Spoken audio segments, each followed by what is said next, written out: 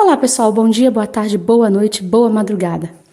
Hoje, ontem, foi Dia Nacional da Luta da Pessoa com Deficiência e é muito importante que a gente comece a refletir quais são as nossas lutas ou qual é a nossa luta. Bom, penso eu que em pleno século XXI, a nossa luta seja do século passado mesmo, e a do século retrasado, e a do século antes desse, se é que a gente estava vivo o suficiente para lutar. Nós lutamos contra o estereótipos, estigmas. Vivendo em uma sociedade em que o sistema econômico pauta a utilidade do ser por sua produtividade, uma pessoa com deficiência, já é considerado de cara menos produtivo, não obstante habilidades que possa ter, e portanto menos útil, portanto menos servível, menos capaz, menos merecedor, portanto, de investimentos em quaisquer áreas. Isso é muito sério e afeta frontalmente a existência dessas pessoas. Hoje, a gente ainda luta por coisas muito simples. Acesso à educação de qualidade, acesso à proteção, segurança, acesso à moradia. Isso porque, apesar de sermos 20% da população, na maioria dos casos a gente dificilmente conta. Especialmente na cidade interior, onde nós somos uma percentagem pequena e mais importante que isso, a gente fica muitas vezes dentro de casa. Existe um entendimento de que pessoas com deficiência e aparentemente idosos também devam ficar dentro de casa. Assim, a gente não se espera que a gente vá trabalhar, que a gente estude, que a gente namore, que a gente transe. Não. A gente tem que ficar o tempo todo dentro de casa, cuidados por nossas famílias abnegadas que carregam o fardo de nossa existência. Mas não tem problema, Deus vai dar força para que elas façam isso da melhor forma possível. É impressionante, quando você tem uma criança com deficiência, todo mundo já é extremamente solidário a essa família, sem se perguntar como é que está sendo a experiência deles e sem se perguntar se eles tratam bem dessa criança para começar. Isso não é uma acusação a famílias, em geral, mas sim uma reflexão sobre quanto os estereótipos, de certo modo, tornam deficientes o olhar das pessoas sobre todas as questões nas quais os estereótipos estejam associados. E é isso aí. As pessoas ficam meio deficientes quando vão olhar para pessoas com deficiência. Isso porque eles enxergam a deficiência antes das pessoas.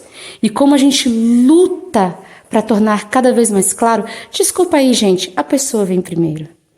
Não porque a deficiência seja algo, de envergonhar, mas porque a deficiência não nos define enquanto ser humano. E o mais importante, não substitui a nossa realidade humana. E aí você fala assim, Jô, mas aqui no vídeo a gente estava falando sobre adolescência. Essa conversa não é sobre adolescência, é sobre adolescência. Se eu perguntasse para vocês o que se dizem das pessoas com deficiência em geral? Qual é o lugar das pessoas com deficiência em geral?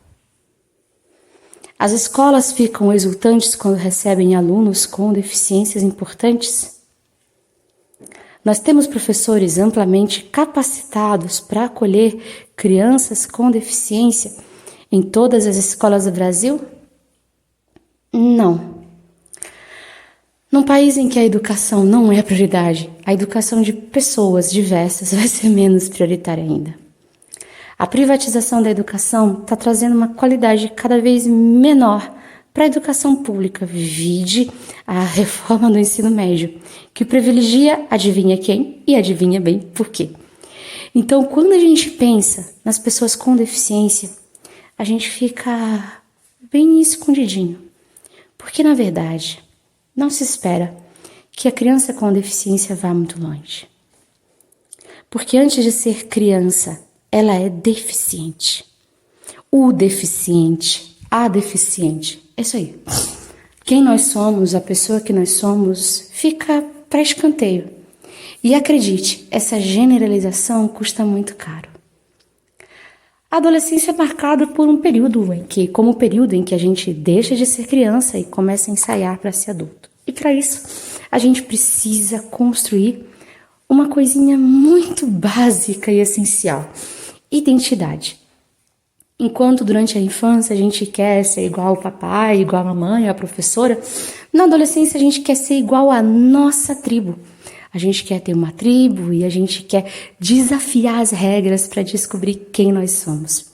Isso inclui níveis maiores ou menores de rebeldia.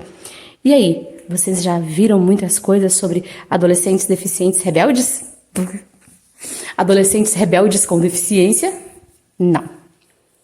Isso porque a nossa adolescência é como que sufocada pelo fato de termos uma deficiência. É simples desse jeito. Não se espera que a gente queira e possa e deva namorar, sair de casa, ter muitos amigos, passear, cometer alguns erros idiotas, querer estudar bastante, querer de repente até entrar para uma universidade.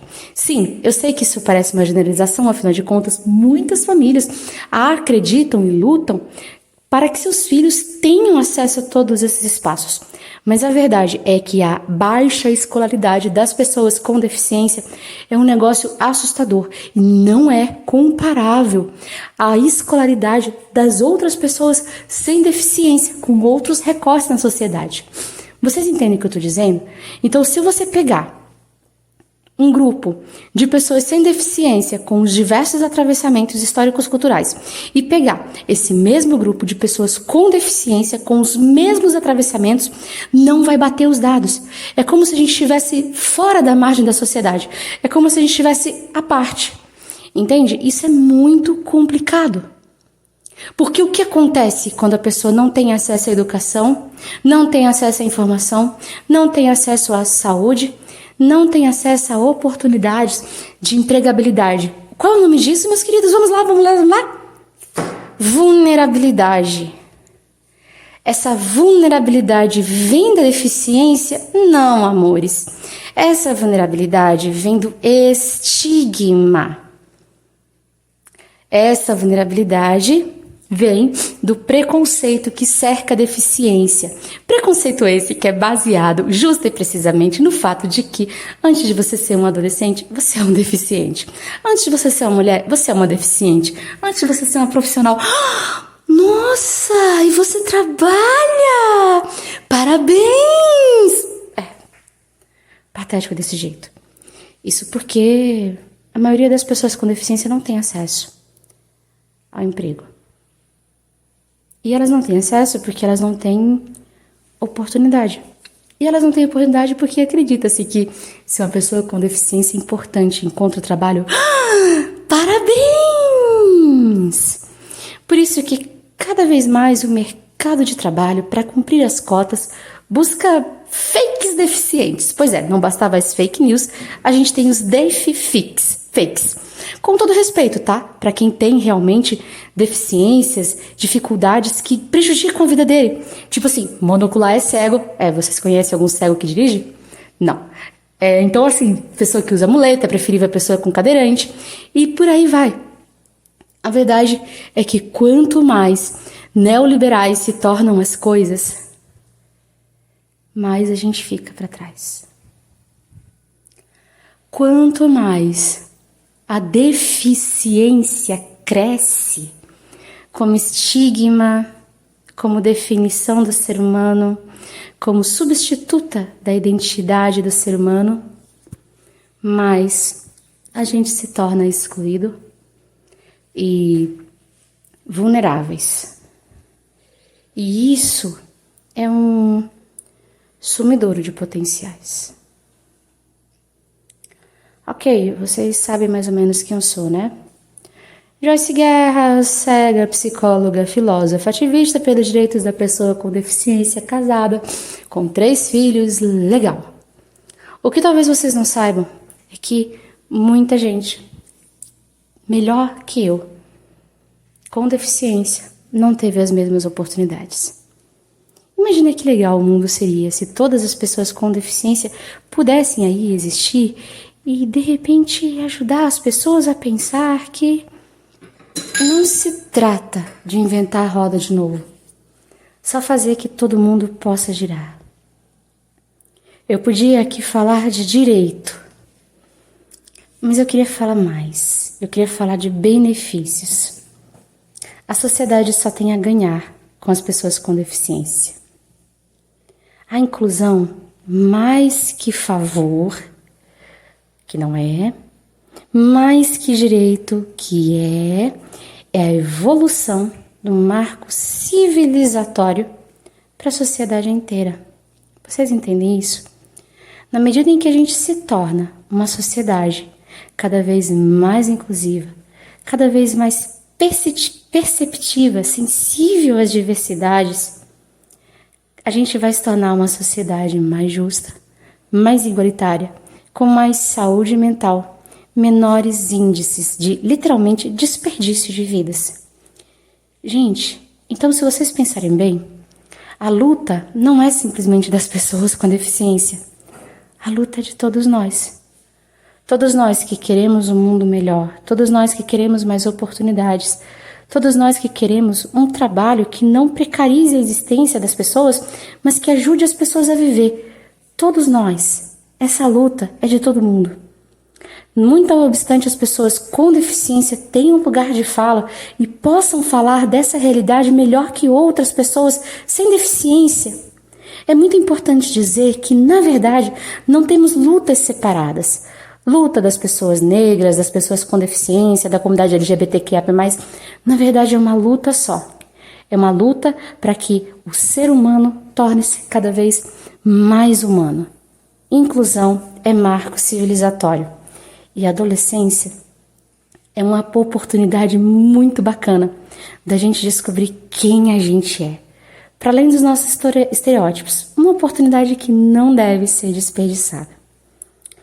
Por isso, se você quiser, conta pra gente, lá nos comentários ou no grupo Clube da Terapia, que adolescente você foi? Como é que foi sua adolescência? Você já tinha deficiência? Você não tinha deficiência, mas já estava começando? E como ser uma pessoa com deficiência impactou na sua adolescência? Você considera que, apesar de ter uma deficiência, você teve uma adolescência como as outras pessoas sem deficiência? Conta pra gente como é que foi, vai. Vamos trocar, vamos pensar junto. Juntos, a gente vai mais longe. 0115. Usar botão.